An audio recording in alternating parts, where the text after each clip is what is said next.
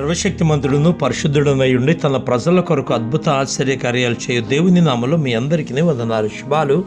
దేవుని బాహుపరిచయాల తరపున తెలియజేస్తున్నాను. ప్రియులారా, ఎలా ఉన్నారు? మీరంతా బాగున్నారు కదా?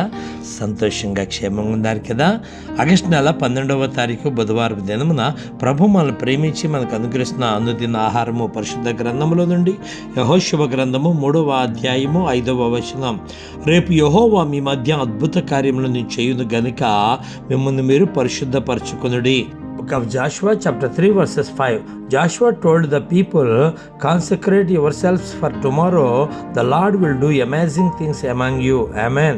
దైవజనుడైన మోషే మృతి నొందిన తర్వాత ఇజ్రాయెల్కి నాయకుడిగా ఎన్నిక చేయబడ్డ యెహోషువ దేవుని ప్రజలను ఉద్దేశించి చెప్తున్న మాట ఏమని? రేపు యెహోవా మీ మధ్య అద్భుత కార్యములు చేయను గనుక మిమ్మల్ని మీరు పరిశుద్ధపరచుకోండి అంటున్నాడు. పరిశుద్ధ దేవుడు అద్భుత కార్యాలు చూడాలంటే పరిశుద్ధపరచుకోవాలి. మీరందరూ పరిశుద్ధపరచుకుందరు గాక. ఆమేన్. షలోమ్.